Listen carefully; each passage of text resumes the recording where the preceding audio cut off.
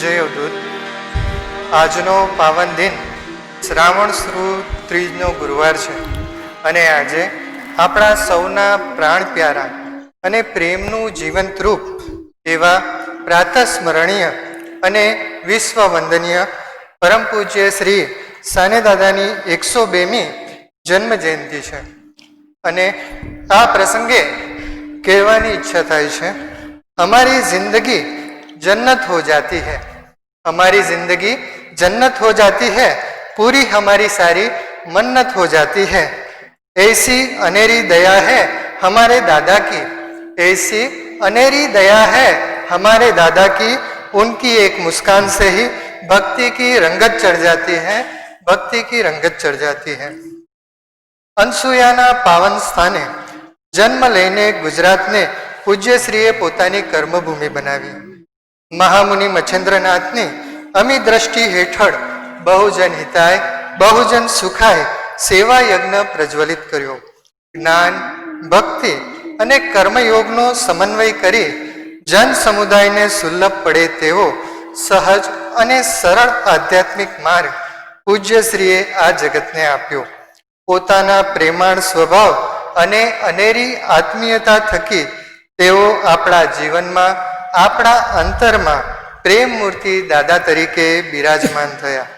તેમની પાસે આવનાર ભક્તોના તમામ દુઃખો તેમના મૃદુ હાસ્ય અને દર્શન માત્રથી વિસરાઈ જાય છે, તેની અનુભૂતિ આપણા સૌએ કરી છે.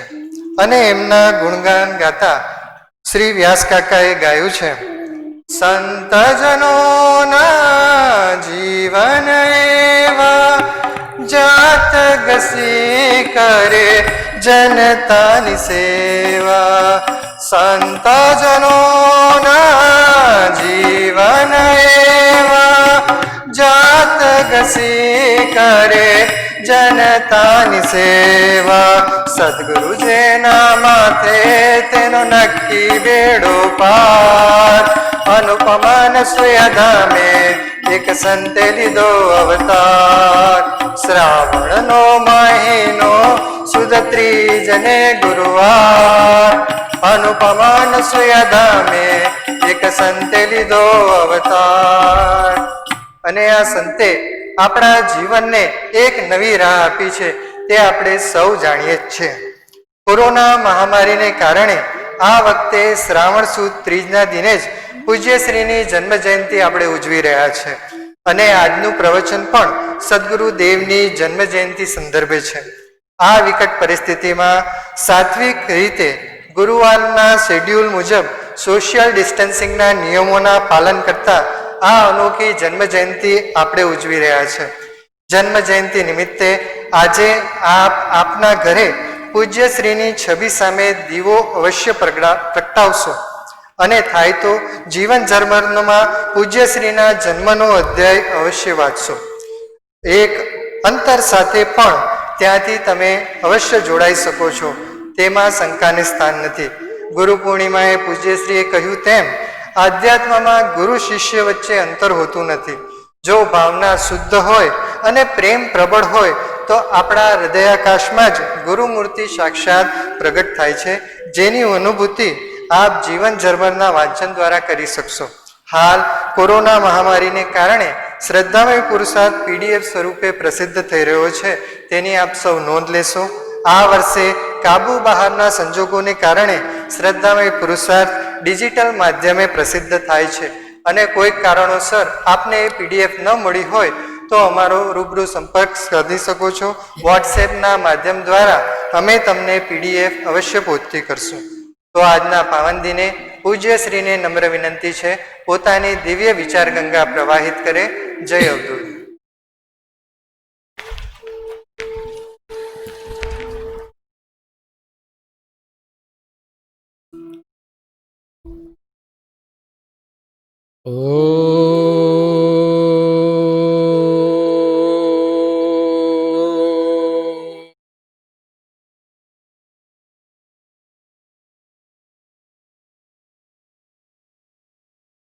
रत्ने कल्पितं आसनं हिमजले रत्नं च दिव्याम्बरम्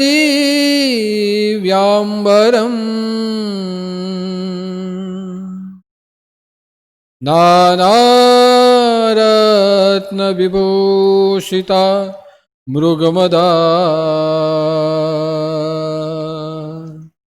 मोदाङ्कितं चन्दनम् जाति चम्पकबिल्वपत्ररचितम् पुष्पं च धूपं तथा दीपं देवदयानिधे पशुपति अत्कल्पितं गृह्यता।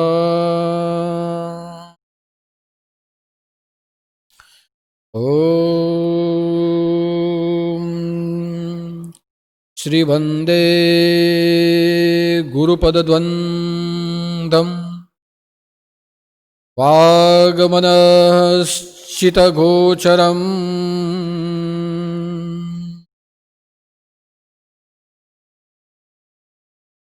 रक्तं श्वेतप्रभाभिन्नम् शिवशक्तयात्मकपरम्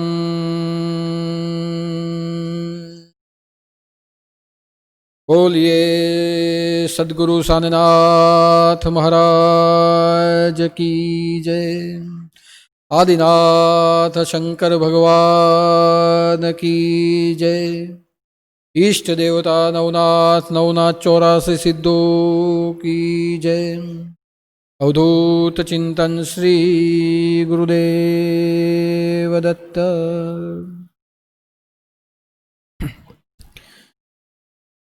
यहीं हम सबके हृदय में परम चैतन्य स्वरूप में सृष्टि के कर्ता हर्ता और धर्ता के स्वरूप में एवं जिन्हें जगत के कल्याण करता और जगत के जन जीवन के उत्थान करता ऐसे परम गुरु माना गया है। ऐसे भगवान देवादिदेव के शिव भगवान के चरणों में मेरे साष्टांग प्रणाम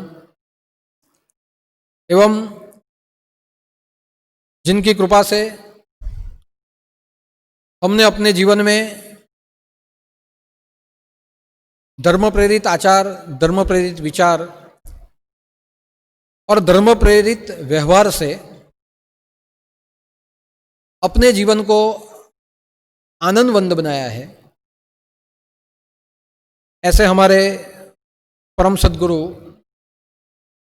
भगवान साईनाथ के चरणों में मेरे साष्टांग प्रणाम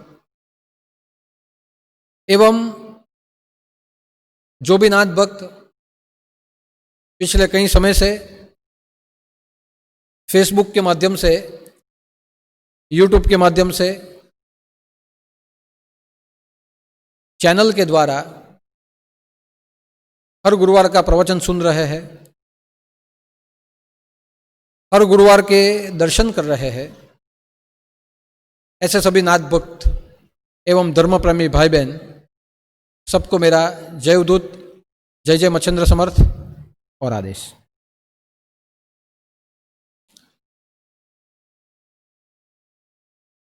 पिछले 2 दिनों से पूरे विश्व में परम पवित्र और शिव प्रिय ऐसे श्रावण मास की शुरुआत हो गई है। श्रावण मास भगवान शिव को प्रिय है और ऐसा कहा जाता है कि श्रावण मास के दिनों में भगवान शिव स्वयं माता पार्वती जी के साथ यह सृष्टि पर अवतरित होते हैं और अपना अवतरण करते हुए पूरे विश्व को अपनी लीला भूमि मानते हुए 1 महीने तक पृथ्वी लोक में निवास करते हैं। और भगवान शिव और माता पार्वती पृथ्वी पर निवास करते हुए, तीर्थाटन करते हुए सभी पृथ्वीवासियों के हृदय में करुणा और दया, भक्ति और प्रेम, श्रद्धा और भावना विराजमान है कि नहीं, यह देखते हैं। और सभी के हृदय को देखते हुए, उनका निरीक्षण करते हुए श्रावण मास के संदर्भ में अपने भक्तों को वरदान, आशीर्वाद या मनोकामना जो भी हो वो पूर्ति के लिए कृपा देते हैं। इसलिए यह मास शिव को प्रिय यानी शिव प्रिय मास माना गया है। ऐसा कहा जाता है कि जैसे श्रावण मास में भगवान शिव श्रावण मास के आराध्य देवता है, वैसे श्रावण मास की आराध्य देवी माता पार्वती है। और इसीलिए कहा गया है कि भवानी शंकरो वंदे श्रद्धा विश्वास रूपिण, कि जो भी जीव श्रद्धा और विश्वास से मां भवानी यानी माता पार्वती और भगवान शिव की उपासना करते हैं यह महीने में, उसे अपने अंदर के शिव और शक्ति के दर्शन स्वयंभू हो जाते हैं। इसलिए श्रावण मास में शिव और शक्ति, शिव और पार्वती, यह दोनों की आराधना करने का सूचन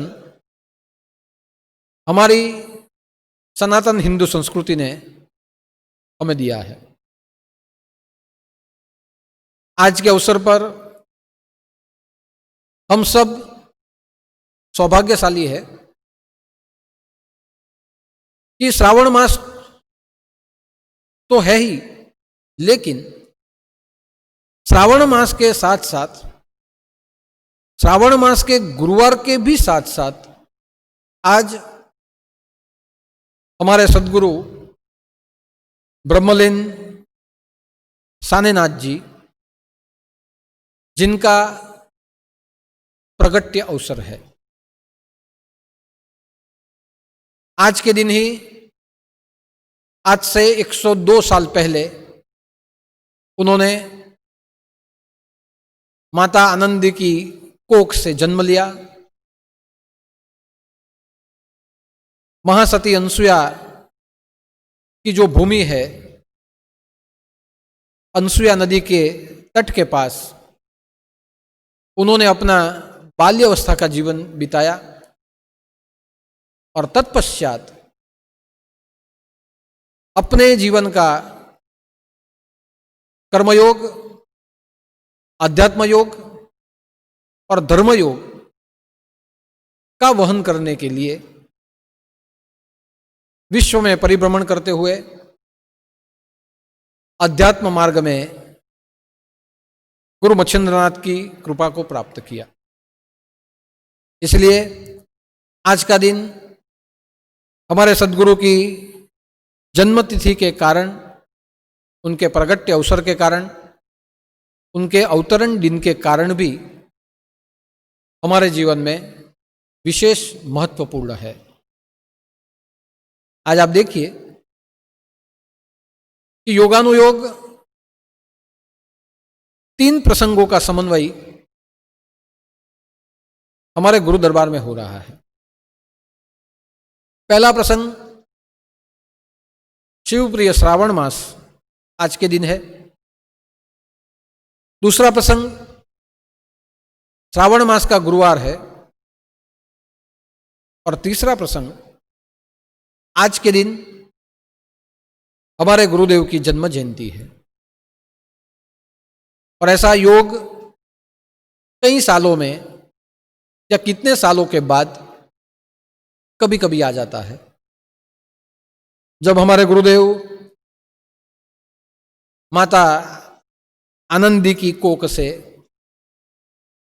अनसुया की भूमि पर जन्मे थे। तब सावन का महीना था, शुक्ल पक्ष थी और शुभ तिथि त्रीज थी और गुरुवार का दिन था। आज भी आप देखिए कि सावन का महीना है, गुरुवार है और तिथि भी सुद तीज है। श्रावण नो महीनो सुद तीज ने गुरुवार अनुपम अनसुया धामे एक संते लीधो अवतार। यह भजन की पंक्तियां हम बार बार गाते हैं।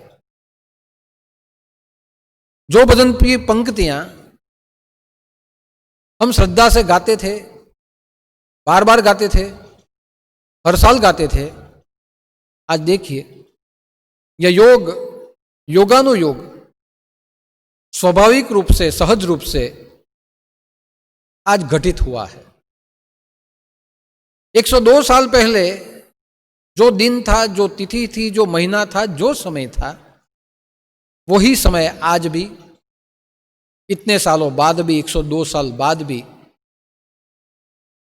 हमारे जीवन में घटा है। यानी ऐसा हम कह सकते हैं कि हम भाग्यशाली है कि सावन सुद तीज और गुरुवार का ये पवित्र दिवस हमारी आंखों ने आज देखा है।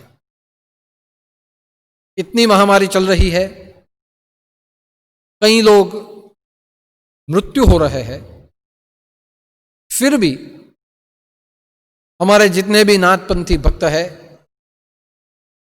वो आज की तिथि में श्रावण सुद तीज गुरुवार 20-20 की तिथि में सभी सुरक्षित है।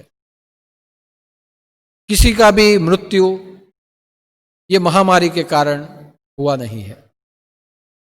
सब लोग सुरक्षित होकर अपने जीवन को आध्यात्म की गति दे रहे हैं। इसलिए हमें अंतर से ऐसा मानना ही चाहिए कि इतनी महामारी होने के बाद भी आज हम जिंदा है, आज हम बचे हैं, आज हमारा अस्तित्व ज्यों का त्यों वहां टिका है। और आज का दिन श्रावण सुद तीज और गुरुवार हम देख रहे हैं अपनी आंखों से, उसका अर्थ है कि गुरु कृपा ही केवलम।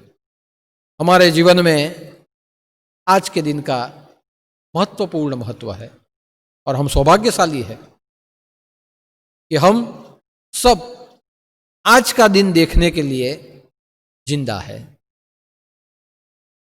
तो ये सभी योग जहां मिल जाते हैं, जहां तीनों नदियां मिल जाती है, उसे प्रयाग कहते हैं, उसे काशी कहते हैं। और वही महावाक्य गुरु गीता में भगवान शिव ने भी गाया है कि काशी क्षेत्र तन्निवासो जानवी चरणोदकम गुरु विश्वेश्वर साक्षात तारकम ब्रह्म निश्चितम। कि जहां तीनों नदियां एक हो जाती है, ऐसा कोई स्थान हो, वही स्थान तीर्थराज माना गया है, वही स्थान काशी माना गया है। ठीक वैसे ही आज जहां तीनों तिथियां एक हो जाए, ऐसा दिन हमारे जीवन में अद्भुत, अलौकिक और दिव्य माना गया है। आज के दिन कोई भी काम करने के लिए हमें मुहूर्त देखने की जरूरत नहीं है। हमें मुहूर्त देखना नहीं है कि कौन से मुहूर्त में हम कार्य करें। आज के दिन तो हमें मुहूर्त नहीं, मूरत देखनी है, हमारे गुरु की मूरत देखनी। और गुरु की मूरत देखते हुए हमारे जो भी काम है हमें शुरू करने हैं। आज के दिन कितने बजे पूजा करे, कितने बजे भजन करे, कितने बजे पारायण करे, कितने बजे अनुष्ठान करे, वो देखने की जरूरत नहीं है। आज का पूरा दिन शुभ दिन है, यानी दिन के 24 घंटे जितने भी क्षण है उतने सभी क्षण जब भी चाहे हम हमारा पूजा पाठ, हमारा अनुष्ठान, हमारे ध्यान धारणा हम कर सकते हैं। किसी भी निर्णय में हम फंसे हो तो आज हमारे गुरुदेव का प्रागट्य दिवस है, गुरुवार है, श्रावण का महीना है, तो हम किसी भी निर्णय में फंसे हो, आज का दिन निर्णय को निर्धारित करने का दिन है। और आज के दिन हम जो भी निर्णय लेते हैं, मेरा तो ऐसा मानना है, वो निर्णय मूर्तिमंत रूप से साकार हो जाते हैं।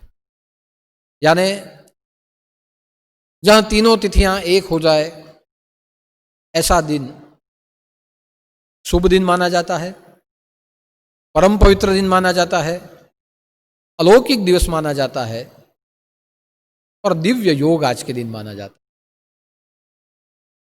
पिछले 2-3 गुरुवार से शिव और सदगुरु एक समान, उसके ऊपर ही प्रदोष काल में काफी चर्चा हुई थी, ज्ञान यज्ञ हुआ था। और वही संदर्भ में आज भी आप देखें तो शिव और सदगुरु दोनों एक समान ही है। क्योंकि जहां बरसात के बरसते सावन महीने में हम भगवान शिव के ऊपर जलाभिषेक करते हैं और साथ में ही गुरुवार और हमारे गुरुदेव की जन्म तिथि आ जाती है, वहां हम हमारे अश्रु से, हमारी भावना से, हमारे अंदर की भक्ति से हम उसके चरणों का अभिषेक करते। यानी शिव और सदगुरु आज के दिन भी हमारे लिए दोनों एक समान है। हमेशा ऐसा कहा गया है कि सदगुरु का शरीर नहीं देखना चाहिए, सदगुरु का स्वरूप देखना चाहिए। क्योंकि शरीर नाशवंत होता है, लेकिन उनके अंदर बसा हुआ ज्ञान स्वरूप वो सनातन और शाश्वत होता है। और इसलिए मैंने कहा था कि शिव का स्वरूप, शिव के विचार, शिव का मानस वो कौन है? तो शिव का मूर्तिमंत मानस, शिव की मूर्तिमंत विचारधारा, शिव की अलौकिक धारणाएं,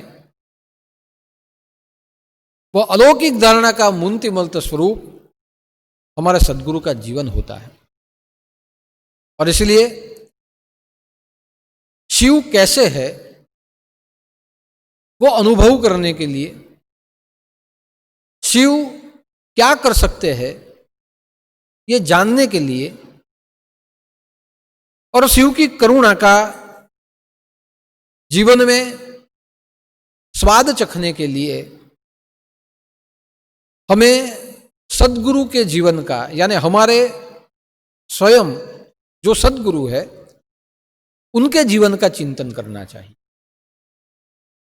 क्योंकि शिव अलौकिक है और गुरु का रूप लौकिक है। शिव निर्गुण निराकार है और सदगुरु सगुण साकार है। और इसलिए कहा जाता है कि शिव का एक सामर्थ्य है कि वो सृष्टि में प्रलय करवा दे। और प्रलय करवाने के बाद नए सृजन के लिए सृष्टि को ब्रह्मा को दे दे। लेकिन शिव का मुख्य कार्य है प्रलय करना। ठीक आप देखिए कि भक्त के जीवन में सद्गुरु का कार्य भी महाप्रलय करना ही होता है। हम हमारे जीवन में कितनी भ्रमणाएं लेके चलते हैं, हमारे जीवन में हम कितनी अज्ञानताएं लेके साथ में चलते हैं। हमारा जीवन विकार और विषय से लुप्त, विकार और विषय से भरा पड़ा हुआ है।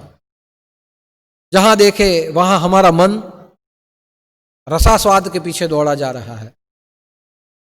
और जहां ऐसा हमारा मन हो चुका है, हमारा जीवन विकारों से भरपूर हो चुका है, वहां जरूरी है कि हमारी गंदगी का प्रलय हो, हमारे अंदर में जो दूर भावना है उसका विनाश हो। लेकिन वो विनाश हम चाहे तो नहीं हो सकता, लेकिन हमारे गुरु की कृपा से वो हो सकता है। इसलिए आप देखिए कि शिव जैसे प्रलय कर लेते हैं और नए सृजन के लिए सृष्टि ब्रह्मा जी को दे देते हैं, ठीक वैसे ही सद्गुरु अपने ज्ञान से, अपनी ज्ञानाग्नि से भक्त के हृदय में उद्भव होने वाले विकार भावों जिसको जला के उसका प्रलय कर देते हैं और भक्त को नया जीवन वो दान में देते हैं। और इसलिए कहा गया है कि शिव और सद्गुरु एक समान है। सद्गुरु जब हमारे अंदर बसी अज्ञानता का प्रलय कर दे, तब जाके हम मानव बन सकते हैं, तब जाके हम योगी बन सकते हैं, तब जाके हम मुनि बन सकते हैं, तब जाके हम जीवन में महामानव बन सकते हैं। दुनिया में जितने भी महापुरुष हैं, महामानव है, उनके अंतकरण में उठी हुई भावनाओं का प्रलय उनके गुरु ने किया था, तब जाके वो महामानव बने। उनके भीतर के पात्र को गुरु की कृपा ने शुद्ध किया था, तब जाके वो अपने हृदय में दूसरों के लिए करुणा और भावना बसा सके और जो अपने अंदर था वो दूसरों को दे सके। इसलिए शिव और गुरु ये दोनों एक समान होते हैं। और इसलिए गुरु गीता ने भी कहा है कि वंदे गुरु पदद्वंदम, कि मैं गुरु के दोनों चरणों को एक बार नहीं अनेक बार, बार बार नमन करता हूं, क्योंकि उनके दोनों द्वंद यानी दोनों चरण शिव शक्त्यात्मक परम, कि शिव और शक्ति के निवास स्थान है।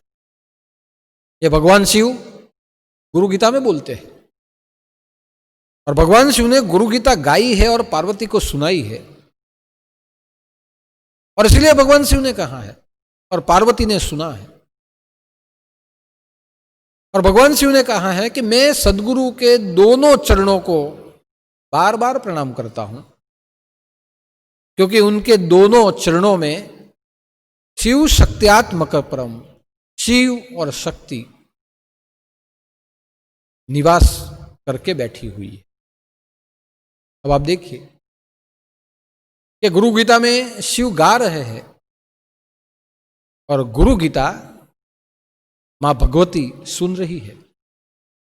अब यहां आप सोचिए कि जो जगत के नाथ है,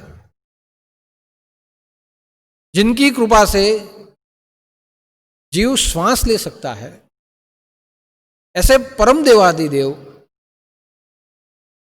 गुरु तत्व की स्तुति करते हैं, तो उसका अर्थ यह हुआ कि शिव को अपना कार्य बताने के लिए गुरु शक्ति को अवतरित होना पड़ा, तब जाके शिव या सृष्टि में अपना कार्य कर सके। इसीलिए शिव भी गुरु का चिंतन करते हैं। और पार्वती ने सुना है, आज ये जो श्रावण मास है, ये श्रावण मास का अर्थ यही है। श्रावण का अर्थ क्या है? श्रावण यानी श्रवण करना। पूरे महीने श्रवण करना, बोलना नहीं, सिर्फ सुनना, श्रवण करना, ग्रहण करना, स्वीकार करना, उसका अर्थ होता है श्रवण मास। हम श्रावण बोलते हैं, लेकिन श्रावण से भी उसका मूल अर्थ है श्रवण मास। पूरे महीने शिव शिव सुनो। शिव का अर्थ क्या है? कल्याणकारी। पूरा महीने शिव शिव कल्याणकारी जो भी है वो सुनो। आपके लिए जो कल्याणकारी है उसको सुनो। तो कल्याणकारी क्या है? गुरु का बोध कल्याणकारी है। कल्याणकारी क्या है?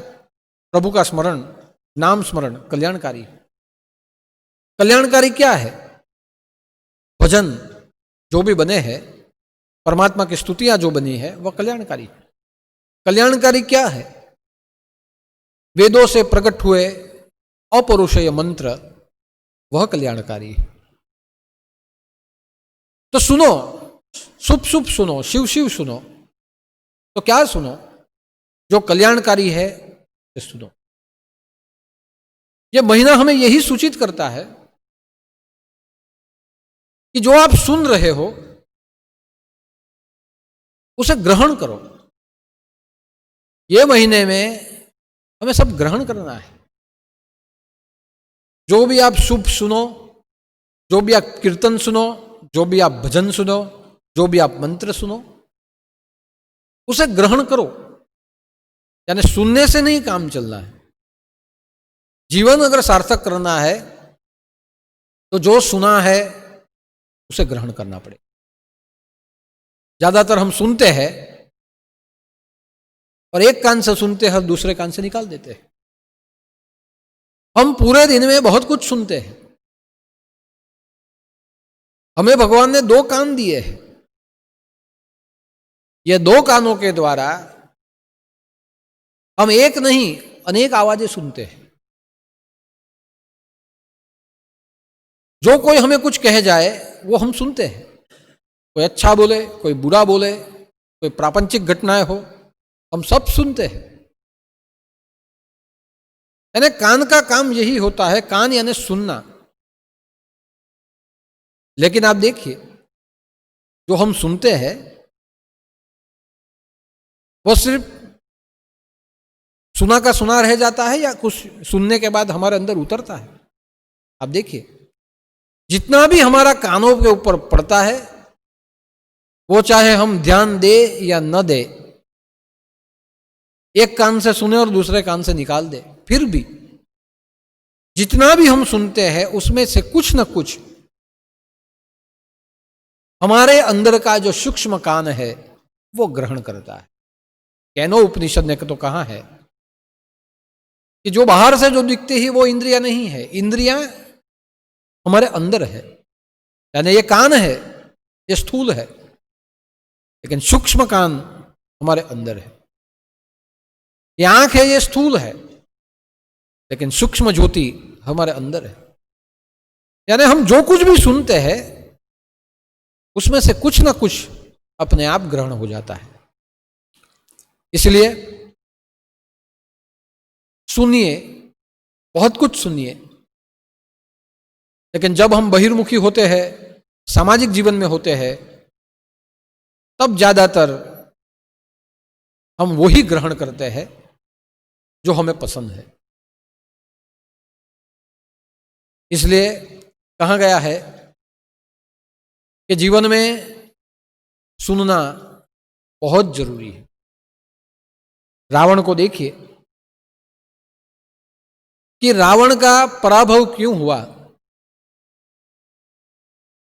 तो रावण का पराभव इसलिए हुआ कि उसके साथ जो भी बैठते थे उसमें से कई ऐसे थे जो उसे बार बार कहते थे कि रावण तू गलत कर रहा है। मंदोदरी ने कहा रावण तूने गलत किया, सीता को वापस दे दे। विभीषण ने कहा रावण तूने गलत किया, सीता को वापस दे दे। कुंभकर्ण ने कहा रावण तूने गलत किया, सीता को वापस दे दे। यानी रावण को बहुत बार सुनाया गया, सुनाया गया, सुनाया गया, फिर भी रावण प्रापंचिक होने के कारण, उसकी वृत्तियां बहिर्मुखी होने के कारण, उसकी महत्वाकांक्षाएं अधिक होने के कारण जो भी कुछ कहा उसे सुनाया गया, रावण ने सुना नहीं। और रावण ने जहां नहीं सुना, वह न सुनने का परिणाम रावण का पराभव हुआ है। यानी आप सोचिए कि रावण जैसा राजा भी एक समय मिट्टी में मिल गया।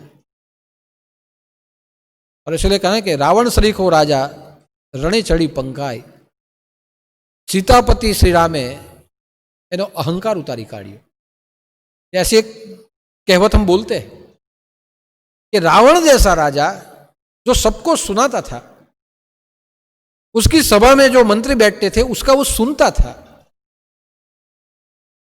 उसे बार बार सुनाया गया, मंदोदरी के द्वारा हर रोज सुनाया गया, विभीषण के द्वारा सभा में सुनाया गया, अंत समय में कुंभकर्ण ने भी रावण को सुनाया है कि रावण तू राजा है, मेरा भाई है, इसलिए मैं राजधर्म बजाने के लिए जा रहा हूं, मेरे भाई के प्रति मेरा धर्म बजाने के लिए जा रहा हूं। लेकिन एक बात कान खोल के सुन लेना कि अगर मैं युद्ध में मारा गया तो दौड़ते हुए जाके राम के चरण को पकड़ लेना और समझ लेना राम वनवासी नहीं है, राम पुरुषोत्तम है। ये कुंभकर्ण ने भी रावण को सुनाया, मामा मारीच ने भी रावण को सुनाया कि ये गलत हो रहा है। फिर भी रावण ने दमन से, समन से, अपनी शक्तियों का उपयोग करते हुए मारीच को हिरण बना के भेजा है। अब आप सोचिए कि बार बार सुनाया गया, न सुना, उसका परिणाम रावण का पराभव है। यानी सुनना कितना जरूरी है। बोले आपको पसंद हो ना हो, सुनना जरूरी है। दुर्योधन को आप देखिए कि दुर्योधन का पराभव क्यों हुआ। दुर्योधन का पराभव इसलिए हुआ है कि दुर्योधन को कोई सुनाने वाला ही नहीं था। रावण को तो सुनाने वाले थे, रावण ने नहीं सुना। न सुनने के कारण रावण का पराभव। और दुर्योधन का पराभव, दुर्योधन को सुनाने वाला कोई नहीं था। जब द्रौपदी की लाज खींची जा रही थी दुशासन के हाथ, भीष्म ने कुछ नहीं सुनाया। द्रौपदी गई, भीष्म ने अपना सिर नीचे कर लिया और भीष्म ने कहा मैंने दुर्योधन का अन्न खाया है, मैं परावलंबी हूं, मैं विवश हूं। अब आप देखिए, भीष्म लड़ सकते हैं, बोल नहीं सकते। यानी लड़ना जानते हैं, बोलना नहीं जानते। गलत हो तो बोलना जरूरी है। तो दुर्योधन को कोई सुनाने वाला नहीं था, भीष्म ने नहीं सुनाया। गुरु द्रोण, जिसने पूरे कुरुवंश को अपनी विद्या सिखाई, वो गुरु द्रोण जो कुल गुरु थे, फिर भी दुर्योधन को सुना नहीं सके। हे दुर्योधन, तेरा जो बल है वो बल काम और राग से वर्जित है। काम और राग वाला तेरा बल है। ऐसे बल का क्या उपयोग? बल तो हमेशा धर्म की रक्षा के लिए, स्त्री की रक्षा के लिए, पशु प्राणियों की रक्षा के लिए होता है। तो ये बल जो तू उपयोग कर रहा है, ये बल नहीं है, ये कायरता है। गुरु द्रोण ने नहीं सुनाया, धृतराष्ट्र ने नहीं सुनाया, गांधारी ने नहीं सुनाया। आप देखिए, दुर्योधन के जीवन में कोई सुनाने वाला उसे होता तो शायद अधर्म न होता, क्योंकि दुर्योधन सुनता था शकुनी की। दुर्योधन सुनता तो था लेकिन शकुनी की, यानी एक ही सुनाने वाला था, वो भी गलत सुनाने वाला था। यानी सुनाने वाले बहुत होते हैं, कोई गलत सुनाता है, कोई अच्छा सुनाता है, कोई जीवन सार्थक हो ऐसा सुना देता है, कोई जीवन व्यर्थ हो जाए ऐसा सुना देता है। तो आप सोचिए कि दुर्योधन के जीवन में कोई सुनाने वाला नहीं था, तो दुर्योधन का पराभव हुआ। रावण के जीवन में सब सुनाने वाले थे, रावण सुनने वाला नहीं था, रावण ने कभी सुना नहीं, इसलिए रावण का पराभव हुआ। तो आप सोचिए कि सुनना कितना जरूरी है। दुर्योधन को कोई सुनाने वाला होता सुन लेता, रावण को जो सुनाया गया रावण समझ लेता, ग्रहण कर लेता, तो हो सकता था कि दोनों का जीवन किसी और मार्ग पे उत्थान होता। यानी श्रावण का जो महीना है वो शुभ सुनने का महीना है, शुभ ग्रहण करने का महीना है। हम कभी भी ग्रहण करना नहीं चाहते, फिर भी आप जो सुनते हो वो कभी कभी ग्रहण हो जाता है।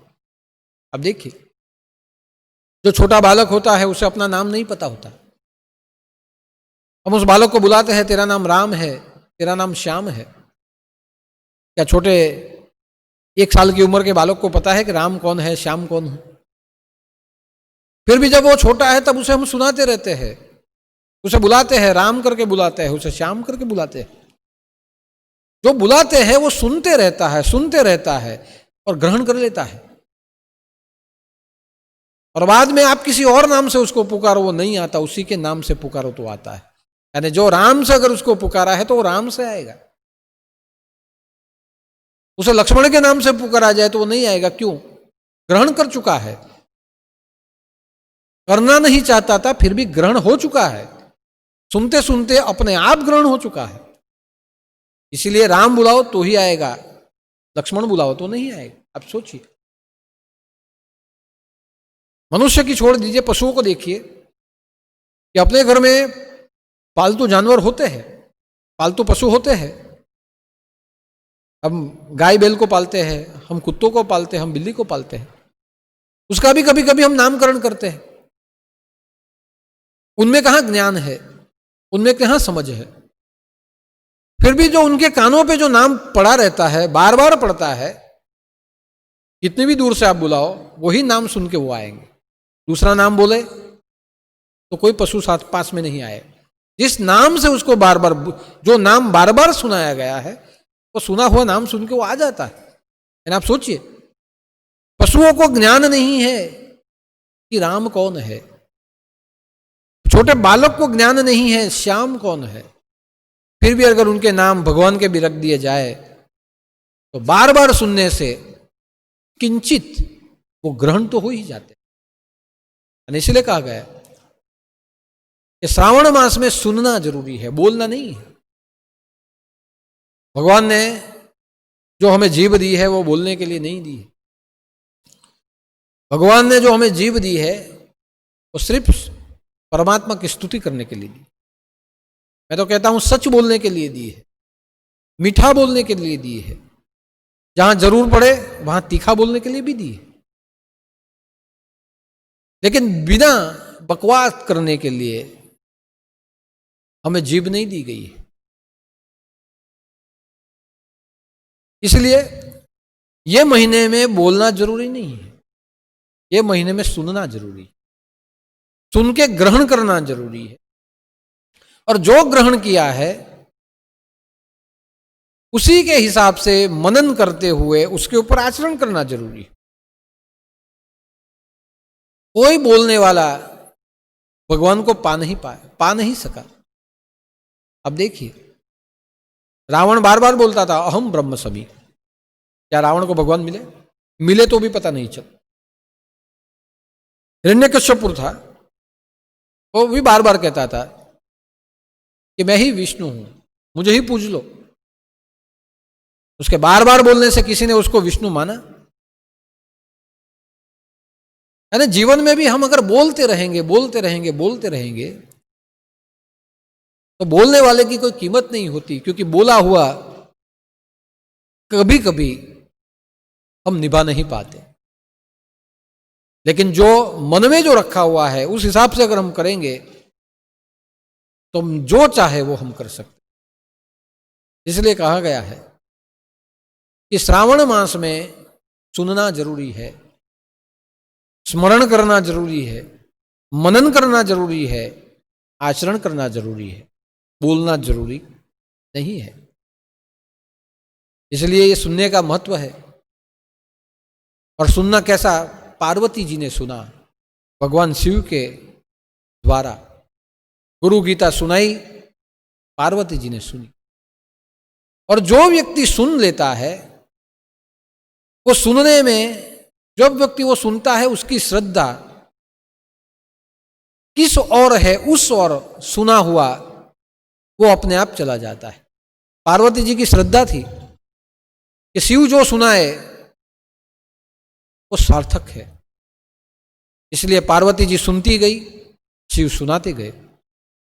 जहां जहां संशय हुआ वहां वहां नम्रता से प्रश्न पूछती गई। जहां जहां वो प्रश्न पूछती गई, भगवान शिव श्लोकों के द्वारा उसका निराकरण भी करते गए।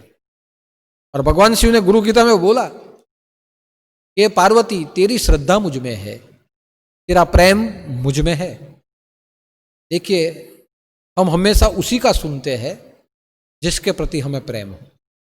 उसका गलत हो तो भी हम सुन लेते हैं। हम उसी का कहां करते हैं, उसी का कहां सुनते हैं और करते हैं जिसके प्रति हमें विश्वास हो। इसने कहा है ये गलत है, फिर भी मैं करूंगा, मुझे विश्वास है मेरा कुछ गलत नहीं होगा, उतना हमें विश्वास हो। हम उसी के शरणों में चले जाते हैं या आंख बंद करके उसका सुनते हैं जिसमें हमें श्रद्धा हो। उसकी नजर से हम दुनिया देख लेते हैं। और वही भाव पार्वती जी का भगवान शिव में था। यानी कुछ सुनने के लिए सुनने लायक भी बनना जरूरी पड़ता है। पार्वती जी की भगवान शिव में श्रद्धा थी तो आंख बंद करके वो सुनती थी। पार्वती जी का भगवान शिव में विश्वास था, वो जो कहे वो करती थी। और भगवान शिव ने पार्वती जी को कहा कि हो पार्वती, तूने बार बार मुझे पूछा है, इसलिए मैं तुम्हें कह रहा हूं कि मैं अपार जो शक्ति है, गुरु शक्ति, उसका मैं स्मरण कर रहा हूं। जो गुरु शक्ति मेरे भीतर में है उसका मैं स्मरण कर रहा हूं। और वही शक्ति का मैं स्मरण कर रहा हूं, इसलिए मैं तुम्हें कहता हूं वो करना। क्या करना? कि मैंने जो तुझे आज ज्ञान दिया है किसी और को मत देना। तुम कार्तिक को भी मत देना, तुम्हारा बड़ा पुत्र है, कार्तिक को भी मत देना। क्यों? वो सेनापति है देवताओं का, उसे अभिमान है मैं सेनापति हूं।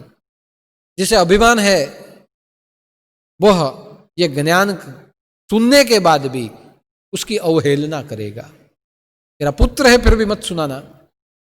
तू गणेश को भी मत सुनाना, वो देवताओं का देव है, सृष्टि का प्रथम देवता है, उसे भी अहंकार होगा, उसे भी मत सुनाना। अगर तुझे किसी को सुनाना है तो तुझ में कोई श्रद्धा रखे, मुझ में कोई श्रद्धा रखे, ऐसा कोई गुरु भक्त मिले उसे सुना देना। लेकिन किसी को नहीं सुनाना, तेरे पुत्र को भी तू नहीं सुना। आप देखिए कि सुनना तो है, लेकिन सुनने की पात्रता भी हमारी, वो भी योग्य होना चाहिए। पूरे महाभारत के काल में भगवान श्री कृष्ण ने कभी अर्जुन को ज्ञान नहीं दिया, लेकिन जब अर्जुन सुनने लायक बना, स्वीकार करने लायक बना, कृष्ण के प्रति उसे प्रेम हुआ, कृष्ण में उसकी श्रद्धा जगी, उसका विश्वास स्थिर हो गया, तब जाके महाभारत के युद्ध में भगवान श्री कृष्ण ने अर्जुन को सुनाया और अर्जुन ने सुना। और जहां सुनाया जाता है, जहां नम्रता से सुना जाता है, वहां प्रश्न उठते हैं, संशय उठते हैं, और वो संशय का निराकरण प्रश्नों के जवाबों के द्वारा ही दिया जाता है। और उसी के ऊपर से तो उपनिषद बन गए, प्रश्नोपनिषद, केनोपनिषद। ये उपनिषदी परंपरा ही सुनने सुनाने की परंपरा है। उपनिषद की परंपरा ही सुनने और समझने की परंपरा है। उपनिषद की परंपरा ही सुनना, समझना और करने की एक परंपरा है। इसीलिए तो उपनिषद आए। ये उपनिषद प्रश्न है, गुरु को पूछे गए प्रश्न है और गुरु ने उसके जवाब दिए। आप देखिए कि सुनना जरूरी है, सुनाना भी जरूरी है। और पूरा श्रावण मास हमें सुनना है, लेकिन सुनने के लिए भी हमारी श्रद्धा किस ओर जाए वो जरूरी। जो आप सुनो उस और वो डाइवर्ट हो जाता है। इसलिए सुनने वाला कैसा होना चाहिए? तो सुनने वाला विरक्त होना चाहिए कि उसकी आसक्ति भगवान में हो, उसकी आसक्ति अपने ध्येय में हो। जैसा वो आसक्त होगा और जैसा सुनेगा वैसा ही वो करेगा। इसलिए सुनने वाला विरक्त होना चाहिए।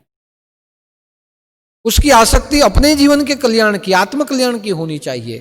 तब जाके वो जो सुने उससे वो अपना आत्मकल्याण कर पाए। लेकिन वो जो सुनेगा अगर उसकी आसक्ति विषय वस्तु में है तो जो सुना वो विषय वस्तु के पीछे डाइवर्ट हो जाए। इसलिए कहा गया है ये जो सब है वो जीवन सार्थकता के लिए होता है। और इसीलिए सुनना विरक्त भाव से होता है। सुनना, जिसका जो आपको सुनाए उसमें आपकी श्रद्धा होनी जरूरी है। और सुनने वाला स्थिर होना चाहिए। कई बार प्रवचन होते हैं, आप बैठते हो लेकिन आपका मन कहीं और जाए, आपका चित्त कहीं और चला जाए, आप कहीं और बैठे हो, उसका क्या फायदा? कई बार होता है यहां बैठे बैठे भी हमारा मन कहीं और दौड़ रहा है। मन किसी और दिशा में है जहां हमारी आसक्ति है, कुछ और सोच रहे हैं बैठे बैठे।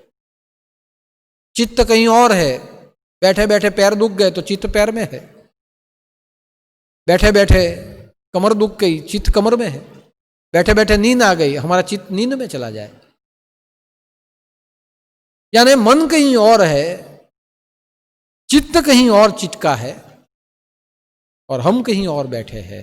हम यहां बैठे हैं। आप सोचिए, तीनों अलग अलग जगह हो तो कोई काम हो पाएगा? आपको मैं कोई स्कूटर दे दूं, उसके ऊपर आप बैठ जाओ, आप चलाने के लिए निकल पड़ो, आपको जाना कहीं और जगह पे है,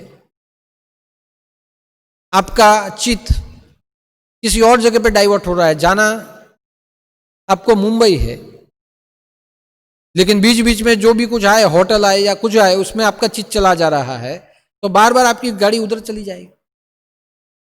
और जहां आपका चित्त जा रहा है, आपको जाना कहीं है, चित्त आपका कुछ और जगह पे जा रहा है और आप बैठ के चला रहे हो, क्या आप पहुंचेंगे क्या? यानी अगर आपको पहुंचना है तो जहां जाना है वहां ही मन होना चाहिए, चित्त उसी के पीछे जाना चाहिए और आपको वहीं जाना चाहिए, वहीं बैठना चाहिए जहां से आप पहुंच सको। यानी मेरा तो ऐसा मानना है कि आप गुरु दरबार में बैठे हो, यहीं आपको पहुंचना है, तो जहां बैठे हो वहीं आपका चित्त, वहीं आपका मन होना चाहिए।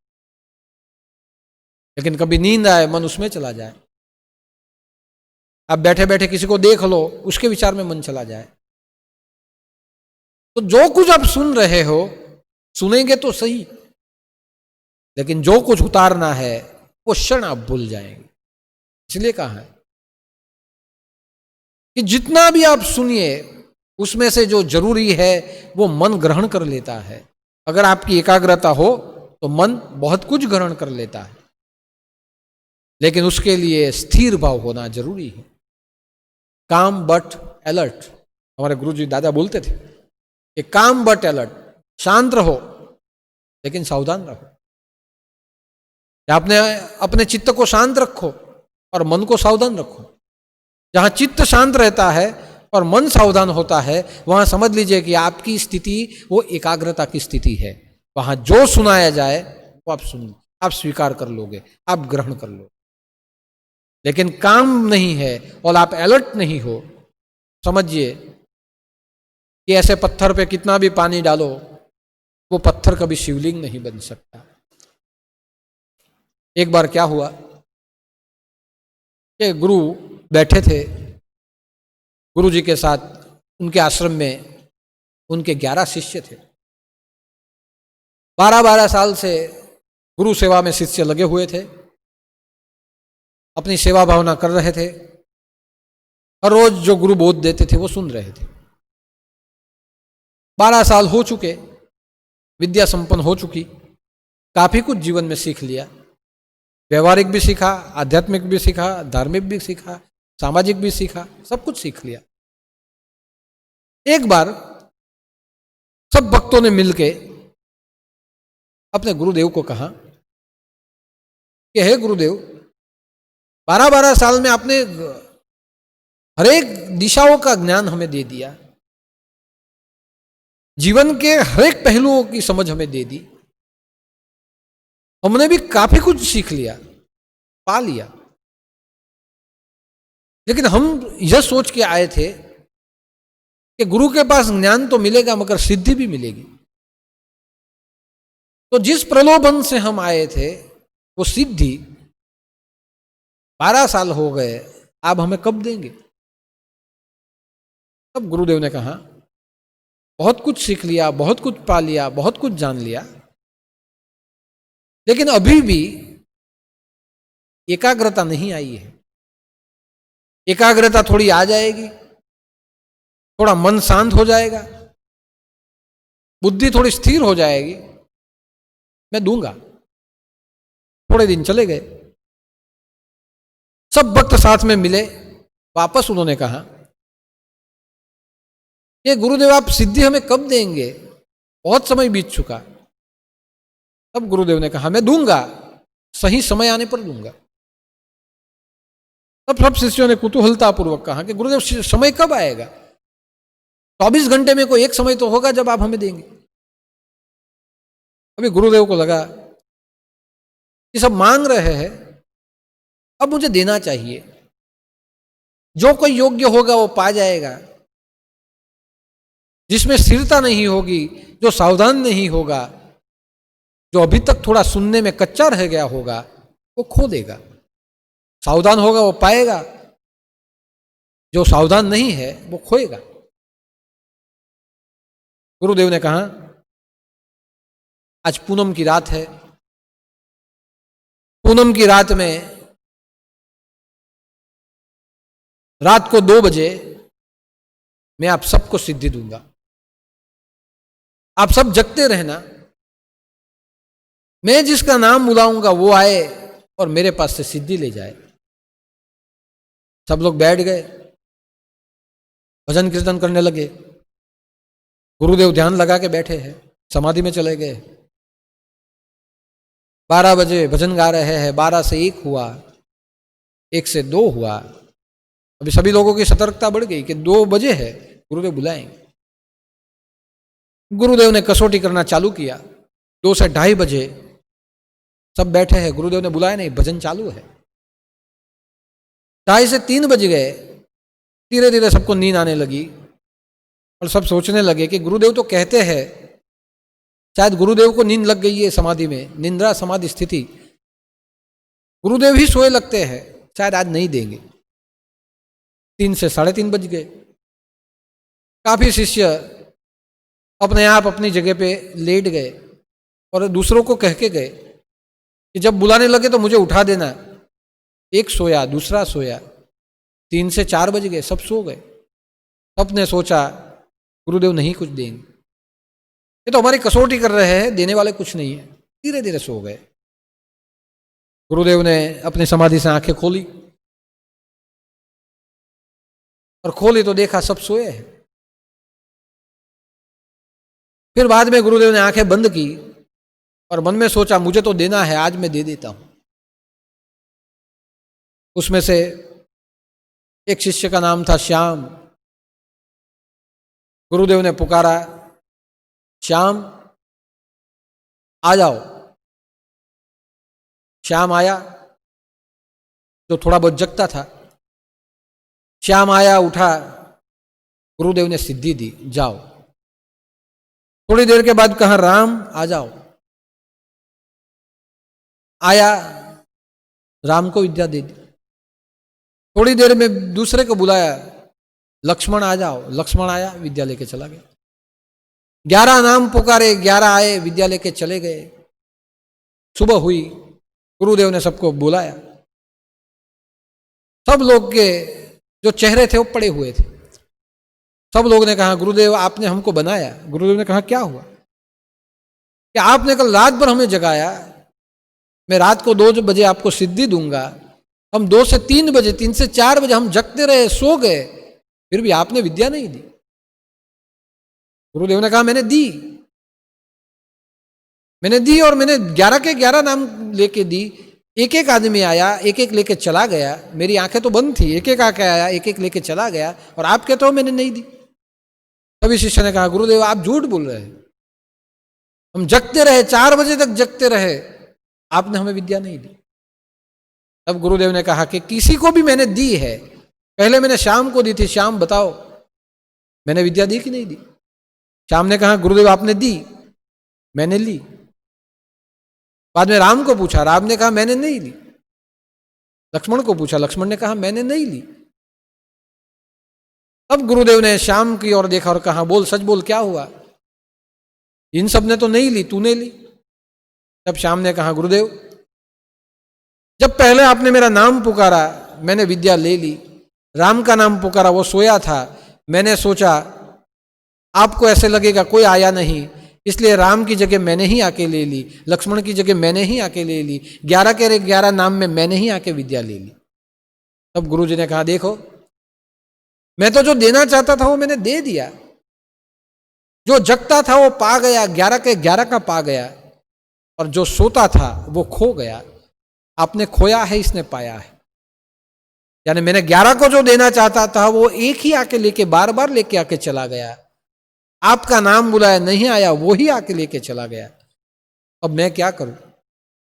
जो जागेगा वो पाएगा, जो खोएगा वो सोएगा। तो आप देखिए, पाने वाले, मांगने वाले तो 11 थे, पाने वाला कोई एक था। जिसका नाम बुलाया वो नहीं आया, तो जो जगता था वो आके लेके चला गया। तब गुरुदेव ने कहा कि 11 के 11 की सिद्धि मैंने एक में ही डाल दी है। जो सतर्क था, जो सुनने के लिए एक बेताब था, जो सुनना चाहता था, जो ग्रहण करना चाहता था, उसने पा लिया। आप ग्रहण करना चाहते थे, संकल्प शक्ति नहीं थी, आप स्थिर नहीं थे, आपका मन कहीं और आपका चित्त अपनी नींद में चला गया।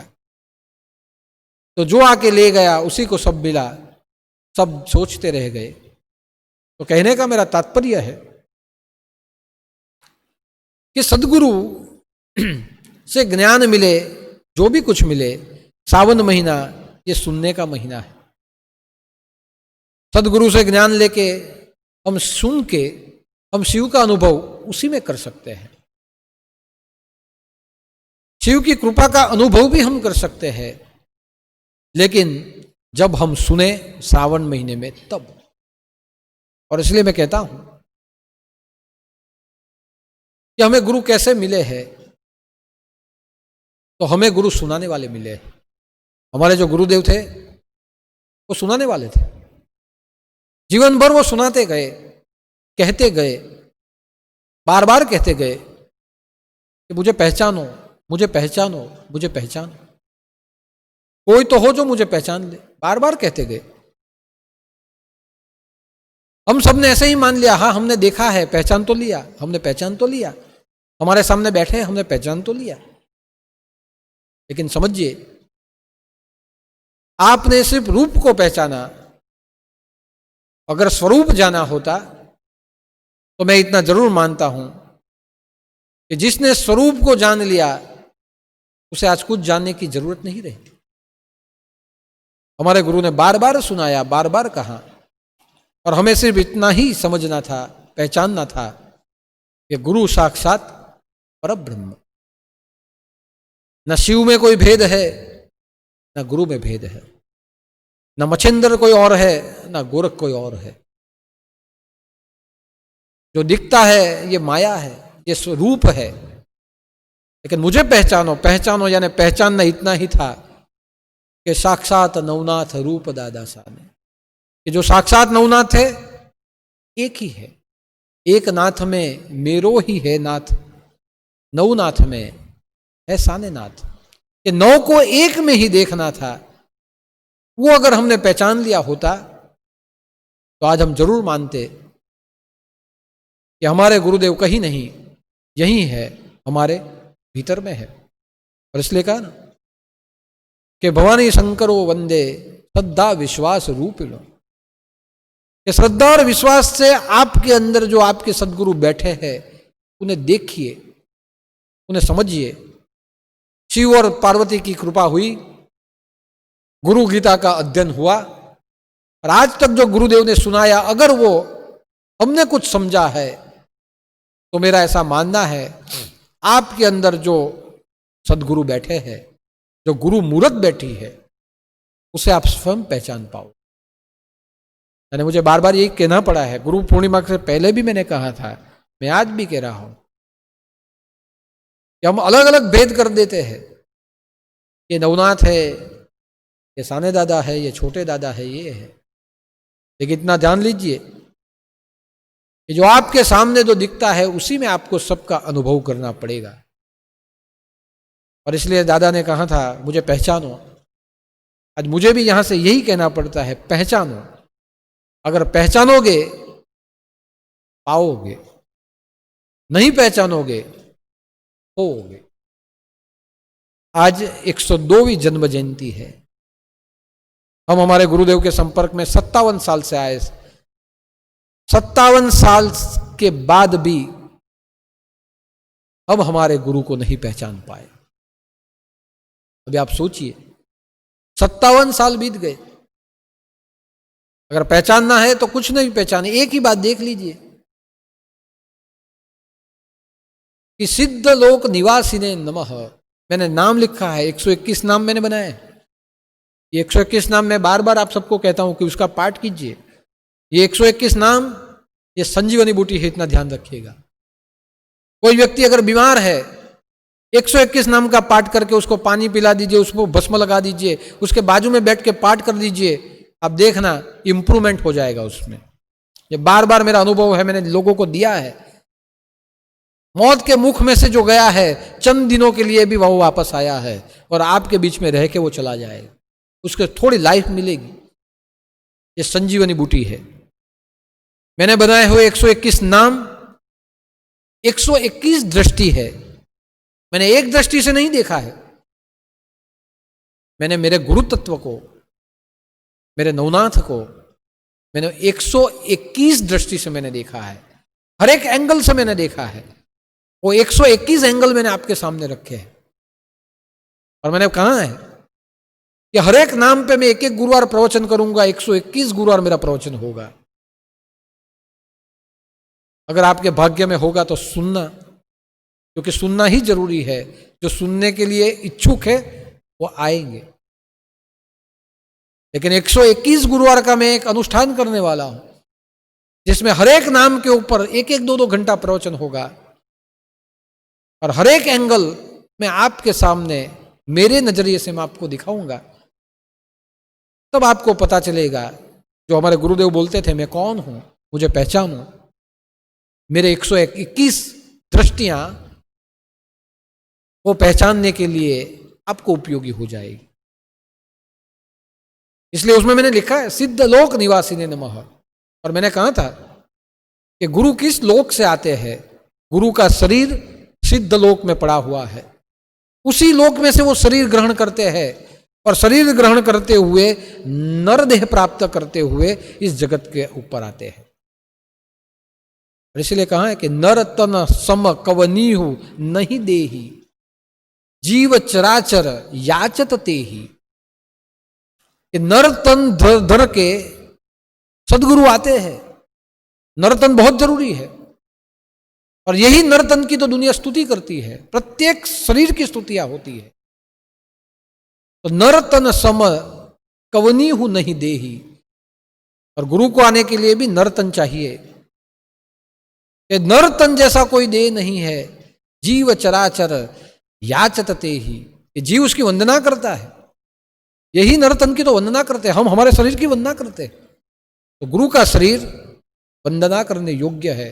वो शरीर सिद्ध लोक में से लेते हुए वो आते हैं। स्वर्ग नरक अपवर्ग निशनी, कि स्वर्ग नरक और मोक्ष की वो सीढ़ी है, ये मनुष्य देह। और इसीलिए गुरु को मनुष्य देह धारण करके आना पड़ता है, क्योंकि ये स्वर्ग नरक और मोक्ष की ये सीढ़ी है। ज्ञान वैराग्य भक्ति शुभ देनी, तो यही शरीर में ज्ञान वैराग और भक्ति हम पा सकते हैं। ऐसा शरीर लेके श्री कृष्ण भी आए थे, राम भी आए थे, हमारे गुरु भी आए। यानी गुरु ने जो शरीर लेके जो आए हमारे बीच में, जो शरीर कितने सालों तक हरते फिरते रहा, वो सामान्य शरीर नहीं था, सिद्ध लोक में से लिया गया हुआ एक शरीर था। इसलिए उनके शरीर पर हमें क्रांति दिखती थी, उनके मुख में हमें शांति दिखती थी, उनकी आंखों में हमें दृष्टि अमित दृष्टि दिखती थी, उनके अंदर हमें एक योगिक शांति दिखती थी। वो क्या था? और हम सोचते थे कि गुरुदेव आपको देखते हैं, दूसरों को देखते हैं, बहुत फर्क पड़ता है। वो तो पढ़ना ही पढ़ना है, क्योंकि सिद्ध लोक में से पाया हुआ ये शरीर जिसे लेके आए थे, हमारे बीच में हमारे जैसे बन के वो रह गए। हम जैसे ही उनको समझ लिया। लेकिन जीवन जर्मर पढ़िए, तब शायद आपको पता चलेगा। जीवन जर्मर का 6ठा अध्याय पढ़िए, तब आपको पता चलेगा कि जो देह लेके आए थे उस देह में कोई सिद्ध पुरुष था, और उस सिद्ध पुरुष को मिलने के लिए स्वप्न सृष्टि में महामुनि मच्छिंद्रनाथ आते हैं। गजानन गंगाधर साने को मिलने के लिए नहीं आते, साने दादा के देह को मिलने के लिए नहीं आते। उनके अंदर बैठा हुआ जो सिद्ध पुरुष जो था श्रृंगीनाथ, वो श्रृंगीनाथ को मिलने के लिए आते हैं।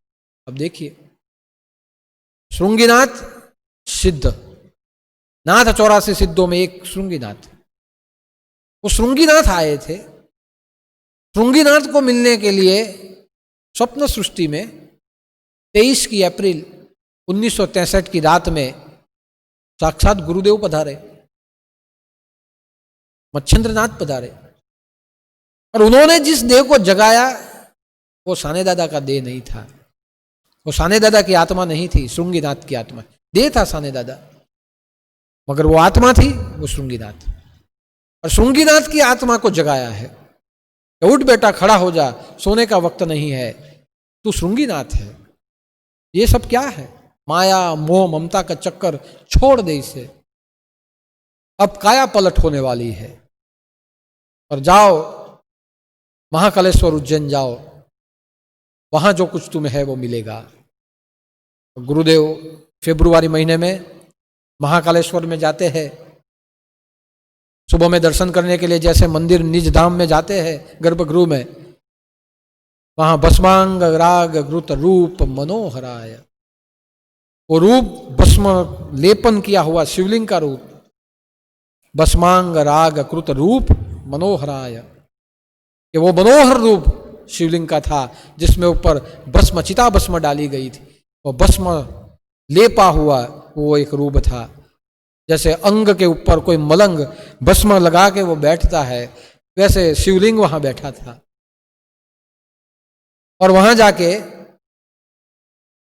गुरुदेव ध्यानस्थ हुए, और जैसे गुरुदेव की नजर से वो शिवलिंग का दर्शन हुआ, वो समाधि में चले गए हैं। निर्विकारी समाधि, निर्विकल्प समाधि। साथ में जो थे उन्हें ऐसे लगा कि आंख बंद करके बैठे हैं, क्योंकि वो देह था, देह में तो आंख ही बंद होती है। लेकिन अंदर जो श्रृंगीनाथ बैठा था वो कई जन्म पीछे समाधि में चला गया। और निर्विकारी समाधि, निर्विकल्प समाधि लगी जीव और शिव की, तादात्म्य हो गया, जीव और शिव वहां एक हो गए। और जहां एक हो जाते हैं वहां सौम्यावदात वनमाश्रित माश्रिताय, यानी आजू बाजू की शांति जाने यानी वन में बैठे हुए हैं ऐसे चित्त शांत हो जाता है। गौरी कटाक्ष नैनाद्र निरीक्षणाय गो शिरधार धवलाय नमः शिवाय। कि पार्वती वहां देखती है, जैसे शिव को पार्वती देखती है कि तुम्हारे जटा के ऊपर से दुग्ध धार बह रही है, वैसे हमारे गुरुदेव के मस्तक से गो शिरधार धवलाय नमः शिवाय एक दूध की धार बहने लगी। वहां शिवलिंग के ऊपर अभिषेक हो रहा था, वो अभिषेक हमारे सदगुरु जहां बैठे थे उनके शरीर के ऊपर हो रहा, और वहां लिखा है दुग्धधार गो शिरधार, वो दुग्ध धारा बहने लगी। ये दुग्ध धारा क्या थी? ये दुग्ध धारा शिव का करुणा स्वरूप, शिव का प्रेम वहां बहने लगा। और गुरुदेव को महसूस हुआ कि वो दुग्ध धारा जहां वहां डाली गई है वो वहां मैं ही बैठा हूं और मुझ पर वो अभिषेक हो रहा है। वो दुग्ध धार बहने लगी। और निजानंद में जहां निर्विकल्प समाधि में थे वहां साक्षात मच्छिंद्रनाथ वहां आए और शिवलिंग में मच्छिंद्रनाथ दिखे, स्वयं थे दादा शिवलिंग में, और वहां ही मच्छिंद्रनाथ के दर्शन हुए। और मच्छिंद्रनाथ का रूप था अघोर, मच्छिंद्रनाथाय विद्महे अघोर स्वरूपाय धीमहि। वो अघोर स्वरूप है, अघोरी थे, अघोरी आया वहां और अघोर स्वरूप में मच्छिंद्रनाथ दिखे। और मच्छिंद्रनाथ ने कहा, बोल बेटा क्या इच्छा बाकी है? हमारे गुरुदेव ने कहा, तीर्थ करना है, गंगा स्नान करना है, मणिकर्णिकेश्वर घाट का स्नान करना है। वहां ही चिपिया मारा, स्नान, ऊपर से पानी आया और वो पानी से स्नान हो गया। और तब गुरु मच्छिंद्रनाथ ने कहा, बेटा स्नान हो गया, मन की तृप्ति हो गई? हो गई। ये गंगा का स्नान था, अब तुम तीर्थ यात्रा नहीं करोगे। मैंने सब तुझे सब करवा लिया, तीर्थ यात्रा तुम अब नहीं करोगे। अब तुम जो भी यात्रा करोगे बहुजन हिताय बहुजन सुखाय चैरव इति चैरव, अपने भक्तों के घर घर तुम तीर्थ यात्रा करोगे। अपने भक्तों के घर घर जाके अपने भक्तों के घर को तुम तीर्थ बना दोगे, लेकिन अब तुम तीर्थ यात्रा नहीं करोगे। अब देखिए कि जो कुछ मन में था वो समाधि में हो चुका, जो कुछ घटना था समाधि में घटित हो चुका। और समाधि में भी जहां घट जाता है हमें दिखता नहीं है, यह वास्तविक होता है। समाधि में बहुत कुछ घटता है, हमें काल्पनिक नहीं है, यह वास्तविक है। बहुत डायमेंशन है यहां, हमें दिखे वही नहीं, हमारे दृष्टि के पीछे भी बहुत बड़ी दुनिया है। यहां घटित हो गया। और वहां से वापस गुरुदेव अपने मूल स्वरूप में आए और देखा तो उनके पूरे शरीर में पसीने से भरपूर शरीर हुआ था।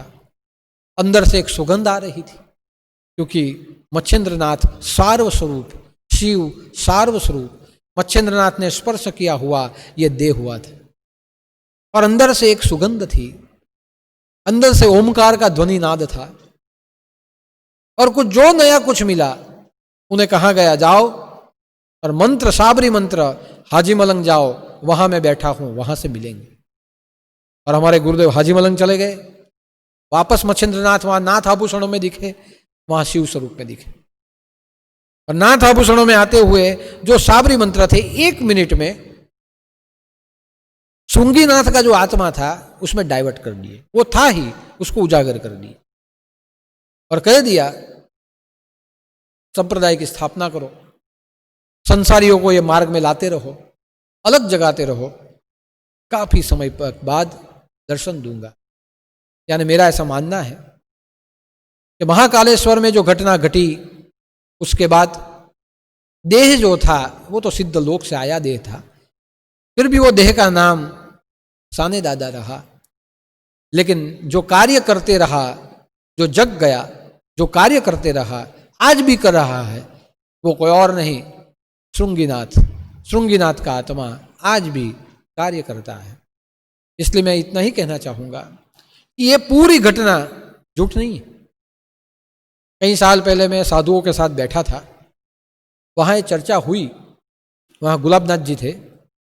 कई साधुओं ने पूछा कि ऐसे कभी हो सकता है क्या कि मच्छिंद्रनाथ कहाँ, ये समय कहाँ, मच्छिंद्रनाथ आके ऐसे दीक्षा दे सकते हैं?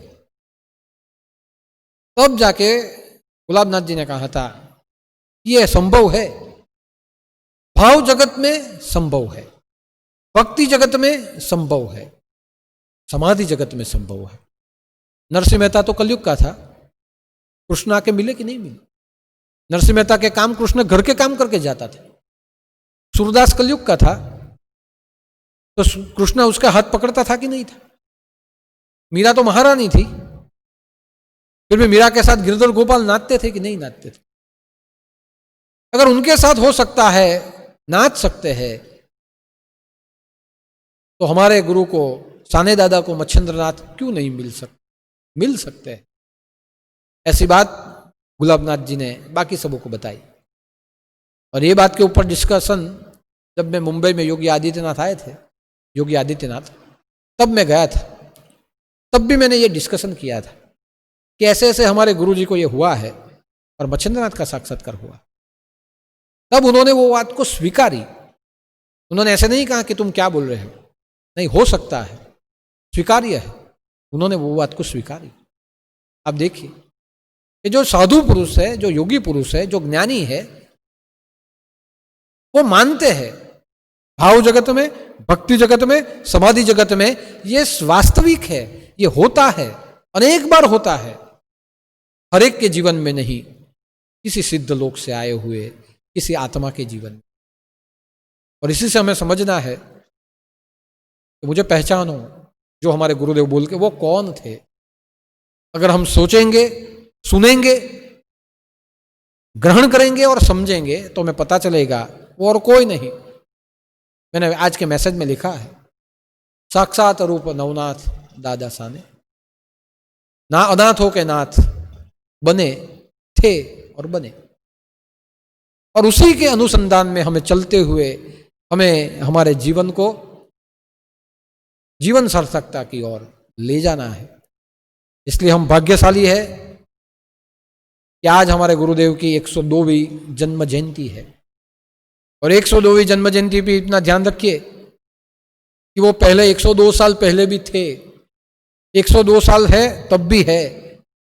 और याद रखिए, हम नहीं रहेंगे, बाद में भी वो है, हमारे साथ ही है। यानी हमें आज का दिन जन्म जयंती से भी ज्यादा अवतरण दिवस के रूप में मनाना चाहिए कि वो अवतरित हुए हैं। और 102वां अवतरण दिवस आज हमें मनाना है। हम भाग्यशाली है, श्रावण का महीना, सुद तीज, गुरुवार, सब प्रास एक ही दिन में आके बैठे हैं। बोले आज आप सब वहां से यहां ना आ पाए, भाव जगत में वहां बैठे बैठे ही मिलता है। यानी आज आप ना आ पाए कोई बात नहीं, लेकिन आज जो आप मुझे सुन रहे हैं, जो मैंने कहा वो महसूस कर रहे हैं, तो समझ लीजिए कि आज का दिन आपके लिए ज्यादा ही वीवीआईपी दिवस। हर रोज मनाने के लिए यहां आना पड़ता था, आज दादा के प्रार्थना को, दादा के आत्मा को प्रार्थना कीजिए, वो आत्मा आपके मंदिर में ही है। आज आप वीवीआईपी हो, आपको घर में ही उनकी अनुभूति हो सकती है। हो सके तो उनके फोटो के ऊपर एक घी का दिया जरूर करिएगा और उनकी आरती करिए। आरती न कर सके तो जीवन जर्मन का एक अध्याय पढ़ लीजिएगा, जो अध्याय पढ़ के आपको महसूस होगा कि वो कहीं नहीं वहीं है जहां आप उनको प्रेम करने वाले, जहां है वहां वो है। इसलिए दूर से तो दूर से, मगर हमारे सद्गुरु हमारे भीतर में है। आज के श्रावण मास के अवसर पर और आज के जन्म जयंती के अवसर पर उनकी जीवन जर्मर में हमें देखना है कि बहुजन सुखाय बहुजन हिताय, अपने जीवन का सदुपयोग उन्होंने जीवन उत्थान के लिए कर दिया, लोगों के जीवन के उत्थान के लिए किया। बस हमें भी अपने जीवन का सदुपयोग अपने सदगुरु के कार्य के पीछे करना है। जो करे, वो जहां जाए उसके पीछे हमें जाना है। वो कहे दिल्ली तो दिल्ली जाना है, वो कहे मक्का तो मक्का जाना है, वो कहे गिरनार तो गिरनार, वो कहे नेपाल तो नेपाल। वो जहां जाए, चेले का काम गुरु के पीछे पीछे चलना होता है, हमें उसके पीछे पीछे जाना है। और गुरुदेव का भव्य मंदिर निर्माण हो रहा है, तो आज के दिन मैं आपको अवश्य कहूंगा कि गुरुदेव का भव्य मंदिर निर्माण हो रहा है, उनमें उनकी मूर्ति हमें रखनी है। हमारे नवनाथ का मंदिर बनाना है, भगवान दत्तात्रेय का निज धाम बनाना है, गोरखनाथ की धुनी बनानी है, अखंड करनी है हमें। तो वहां बैठे बैठे भी प्रार्थना करते रहिए, काम जल्दी से जल्दी हो जाए। वहां बैठे बैठे भी तन से, मन से और धन से जो भी योगदान डालना है, आप आर्थिक रूप से भी डालते रहिए। मंदिर का काम चालू है। आज जो बारिश रुकी है यहां मंदिर के कारण है, हमारा बहुत काम बाकी था, लॉकडाउन में अटक गया था। मैंने गुरुदेव को प्रार्थना की थी कि मुझे विश्वास है आप मेरा काम पूरा करेंगे, आपका काम है, आपके मंदिर का काम है। आप देखिए बारिश अभी तक रुकी है, नीचे से ऊपर आ गए, जो मिट्टी का पुराण था वो भी चालू हो गया। बहुत गुरु कृपा रही, बरसात ने भी हमें बहुत सहकार दिया। तो अगर प्रकृति इतना सहकार दे रही है तो घर बैठे बैठे हमें आलसी नहीं बनना है। यहां से अगर मैं आपको प्रवचन सुना देता हूं तो बैठे बैठे आलसी नहीं बनना है। वहां से बैठे बैठे आपको हमारे जो काम चलते हैं, मंदिर का जो काम है, उस निर्माण कार्य में वहां बैठे बैठे जो हो वो सहयोग देते रहना है। हाँ, लेकिन एक बात ध्यान रखिए, ये जो मैं बार बार कहता हूं सहयोग देना है आपकी सार्थकता के लिए। बाकी ऐसे मत समझना कि यहाँ कोई हम गुरुवार को नहीं आते तो दादा के आश्रम में क्या हुआ, दादा को पैसे की जरूरत है। मेरे को कोई जरूरत नहीं है। नहीं तो आ घણા પાછું વિચારી લે એવું કે ઘણા દિવસે ગુરુવાર નથી ગયા ને એટલે દાદાને કદાચ પૈસા જોઈએ। મને કોઈ પૈસો નહીં જોઈએ, હું લુંગી ખંખેરું ને પૈસા આવે એવું છે, એટલે એ મગજમાંથી કાઢી નાખો। પણ મારું કામ છે તમને જાગેલા રાખવું। आप जगते रहो, जागते रहो, जागते रहो, ये बोलना मेरा काम है, तन से, मन से और धन से। जो आप देंगे उसका पुण्य आपको ही मिलने वाला है, लेकिन आप नहीं देंगे कोई फर्क नहीं पड़ेगा, कोई फर्क नहीं पड़ेगा। मैंने पहले ही कहा है कि मारे माथे दाढ़ी वालों बैठो छे, बહુ લાંબી દાઢી છે, પેલો જટા વાળો બેઠો છે ને જટા બહુ મોટી છે, બરાબર છે। અને આપણા ગુરુદેવ તો બેઠા જ છે, એ બધા બેઠેલા છે, મને કોઈ ફિકર નથી। તમે કંઈ કંઈ નહીં આપશો ને, આમને આમ લોકડાઉન ચાલ્યા કરશે ને, ચિંતા નહીં કરતા। 2-4 વર્ષ સુધી લોકડાઉન ચાલે, હું મંદિરના ઉદ્ઘાટનમાં તમને બોલાવી લેવા આવીએ, આ મંદિર થઈ ગયું, આવી રહેજો। માટે એવા ફાંકા, આવો સંશય કોઈ રાખે નહીં। પણ મારું કામ છે પ્રવચન સાંભળો એ કહેવાનું, મારું કામ છે ત્યાં બેઠા બેઠા આશ્રમના કામમાં તમે તનથી નહીં આવી શકો, મનથી નહીં આવી શકો તો ધનથી જોડાઓ। મનથી પ્રવચન સાંભળો, ધનથી તમે કામમાં તમારું ધન ઉપયોગ કરીને તમારું જીવન સાર્થક કરો। તનથી નહીં આવી શકો તો મનથી અને ધનથી કરો। અને જે દિવસે તનથી આવો તે દિવસે પ્રેમથી દોડીને ગુરુવાર ભરજો, તે દિવસે આ લાઈવ ટેલિકાસ્ટ બંધ જ કરી દેવા। એટલે ઘણા મને કહે છે એ દાદા હવે એમ તો કોઈ વાંધો નહીં, અમે ત્યાં બેહીને બી સાંભળીએ, આ સારું છે, આ બંધ કરી દેવા પાછું। આ થોડા દાડા પૂરતું છે, આ બધું થોડા દાડા પૂરતું છે। આ લોકડાઉન જેવું બંધ થાય ને એટલે આ ચેનલો પર પ્રવચન બંધ। જેને સાંભળવું હોય અહીંયા આવજો, ભિક્ષાન દેહી, જ્ઞાનની ભિક્ષા નાખીશ। આ થોડા દાડા પૂરતું આ બધું કામ કરું છું, એટલે પાછા ત્યાં તમે આળસુ થઈ જશો બેઠા બેઠા કે દાદા બહુ મજા આવે એમ કે સ્ક્રીન પર તમને જોઈ લઈએ। એટલું યાદ રાખજો, હું પાકા ગુરુનો પાકો ચેલો છું, આ બંધ જ કરી દેવા। પછી કહેશો દાદા દેખાય નહીં, સંભળાય નહીં, તો આવજો, હવે તો લોકડાઉન ખુલી ગયું છે। એટલે બધા તમને કઈ રીતે ગુમાવીને લાવવા, બરાબર, કઈ રીતે ગુમાવીને લાવવા આટલી વિદ્યા હું શીખેલો છું, એનો ઉપયોગ કરા। પછી માટે ત્યાં બેઠા બેઠા પ્રવચન મનથી સાંભળો, ત્યાં બેઠા બેઠા ધનથી ગુરુના કાર્યમાં ઉપયોગ મદદ કરો. અને જે દિવસે બધું ખુલી જાય અને જે દિવસે હું તમને કહી દઉં કે અકેલે હે ચલે આવો, બસ પછી તમે દોડતા આવજો. હું તમને ગુરુવાર બી ની રાહ જોવા, જે દિવસે હોય તે દિવસે દોડતા આવજો. પછી એના માટે તમે છૂટ છે. પણ હાલ ભક્તિ કરો, દાદાના ફોટાને દીવો કરજો અને બધા આજની જન્મજયંતિ ઉજવજો. આજુબાજુમાં નાના છોકરા હોય તો ચોકલેટ વેચજો, બિસ્કિટ આપજો. અહીંયા 2-3 કેક આવી છે હું કાપી દઈશ, પણ તમારે અહીંયા આજુબાજુ જો કોઈ છોકરા હોય, નાના નાના છોકરા, તો મારું ખાસ તમને આજે નિવેદન છે, આગ્રહ છે કે તમારી આજુબાજુના જે છોકરા હોય તેને વેચજો. અને આજે નહીં અપાય તો કાલે આપજો. આપણા ગુરુદેવની જન્મજયંતિ તો આપણે 2 દિવસ સુધી ઉજવી શકીએ છીએ, કોઈ પ્રોબ્લેમ નથી. પણ 31 તારીખે ખાસ બધા આજુબાજુના છોકરાઓને, નાના છોકરાઓને ચોકલેટ અને પ્રસાદ વેચજો. 31 તારીખે તો તમે કરી જ શકશો. 31 તારીખ ઘરે બેસીને પણ બધાને વેચજો. आज ना दिवसे, आज के दिन गुरुदेव के चरणों में 2 हाथ जोड़ते हुए, नतमस्तक होते हुए भगवान शिव और गुरु के चरणों में प्रार्थना करते हैं कि आप साक्षात नवनाथ स्वरूप हो. आपने सृष्टि पर अवतरण करते हुए हमारे जीवन को योग्य दिशा दी है, योग्य दशा दी है. अनेक जीव मात्र का कल्याण आपने अपने जीवन के द्वारा किया है. आप हम सब अनाथों के नाथ है. आपकी 102वीं जन्म जयंती अवतरण दिवस के ऊपर हम आपके चरणों में सत सत प्रणाम करते हैं. हमें कृपा करिए, हम पर कृपा कीजिए, हमें स्वस्थ रखिए, आई हुई महामारी को इस विश्व में से भगा दीजिए. और पहले वापस हम गुरु दरबार में आते थे, बैठते थे, ऐसे हम भजन कर सके, ऐसी जीवन में स्वतंत्रता हमें मिल जाए, ऐसी कृपा कीजिए. हम गुरुदेव के चरणों में प्रार्थना करते हैं.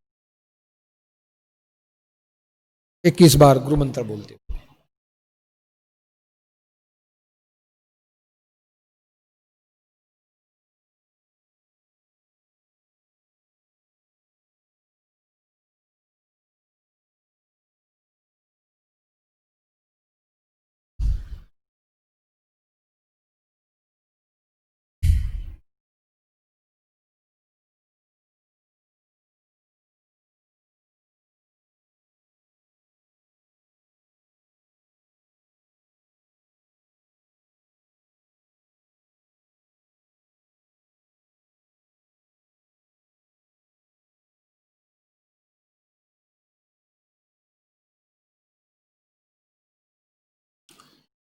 गोरक्ष झालंधर चरपटाश्च अड़बंग कानीफ मच्छेन्द्राज चौरंगी रेवाणक भर्तुरी सज्ञा मुम्यांब पूर्णनाथ सिद्ध.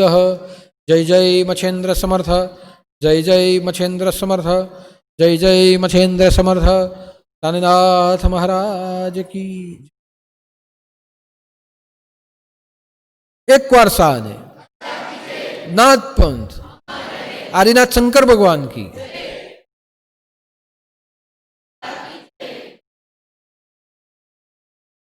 पिछले कई दिनों में हमारे भंडारे में सीधे अन्न के रूप में सहयोग नाथ भक्तों के द्वारा आया है. तो शांतु भाई चौधरी वीरसी 20 किलो भिंडा, 20 किलो बैंगन, 2 किलो आदू, 2 किलो मिर्ची. जनाबेन जादव बारडोली 50 किलो चावल. मनीष भाई देवजी भाई पटेल, भरत भाई देवजी भाई पटेल मसाड़ 20 किलो लौकी, 20 किलो चौड़ी. तो ये सब योगदान सीधे अन्न के रूप में आया है. जो भक्तों ने भंडारे में योगदान दिया है, परमात्मा को प्रार्थना करता हूँ उन्हें स्वस्थ रखे.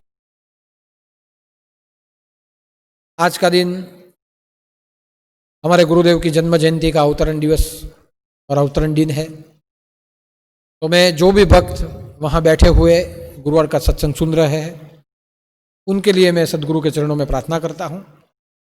आप सब तंदुरुस्त रहे, आप सब स्वस्थ रहे, आप आपके जीवन में भक्ति मार्ग आपका अविरत चालू रहे, और जितनी भी परेशानियां आए, आदि आए, उपाधि आए, व्याधि आए, भगवान की कृपा से आपका बाल भी बाका न हो, ऐसी मैं भगवान के चरणों में प्रार्थना करता हूँ। विशेष में आपको इतना ही कहना है कि अभी महामारी का प्रकोप धीरे धीरे बढ़ रहा है। आप सब अपने आप को संभालिए, जो जो प्रिकॉशन लेने हैं आप लीजिए।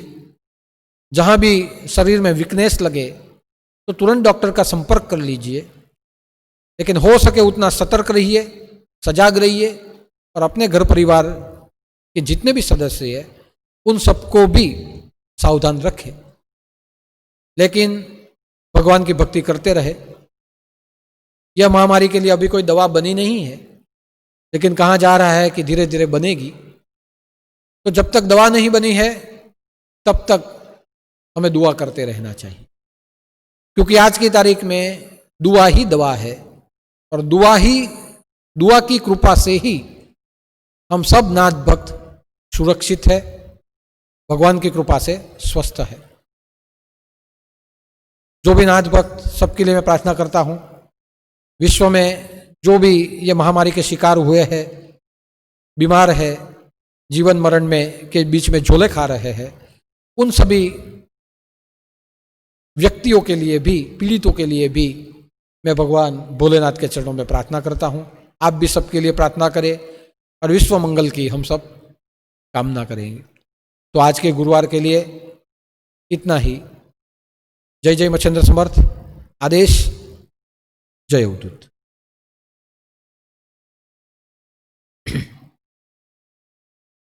एक भजन गाइए અને ભજન ગવાઈ જાય પછી નાના છોકરાઓને બોલાવીને આ કેક મૂકી છે તે કેક આપણે કાપીએ, અને ત્યાર પછી આજનો ભંડારો નૈનાબેન અને દિનેશભાઈ પટેલ એમના તરફથી આજનો ભંડારો છે, તો એમણે અહીંયા આરતી માટે આવવાનું। ભજન લઈ લો। જેને ચંદ્ર જટા વિશે ચળકતો શોભે અલંકાર સો, તેજસ્વી કિરણોથી તીડ સમજે, કંદર્પને બાળતો, અંધારું અટકાવવા ઉરવિશે, જ્યોતિ સ્વરૂપે બળે, યોગી અંતરમાય શંકર, દીવો આપે પ્રકાશો ધરે, દીવો આપે પ્રકાશો ધરે, દીવો આપે પ્રકાશો ધરે। मीठूं में आज तुझ संभो, अनुपम रूप है महाकाल। दिठूं में आज तुझ शंभो, अनुपम रूप है महाकाल। थयो क्रूरतार्थ दर्शन थी, अलौकिक ज्योत है महाकाल। दिठूं में आज तुझ शंभो, अनुपम रूप है महाकाल। अस्तुति अंतरे व्यापी, पामर काया बहु पापी। मलिनता दर्शने कापी,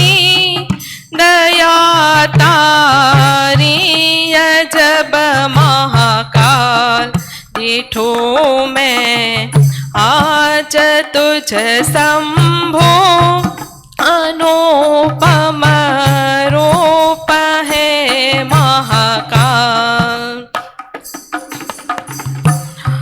जोरो कई जन्म थी जातक जोरे जम जल विना चातक पुष्प जल थी धोया पातक अमी वरसा करी महाकाल। लियो मुझने हृदय सरसो अहर निश इस कृपा बरसो ऊंढा अंधारा ने हर जो है ज्योति पुंज अहो महाकाल। डिठो में आज तुझ शंभो अनुपम रूप है महाकाल। अमे बड़ भागी तो छैये शरण तारी सदा रहिए स्वरूप विलसे सदा हइये महेच्छा जहे महाकाल। सदा सौ शिष्य मारा ने भक्त तारा गणी ले छे चरण रज मस्तके मोकी अमे फरिये सदा महाकाल। डिठो में आज तुझ शंभो अनुपम रूप है महाकाल। डिठो में आज तुझ शंभो अनुपम रूप है महाकाल। अनुपम रूप है महाकाल। अनुपम रूप है महाकाल। नमः पार्वती पते हर हर महादेव।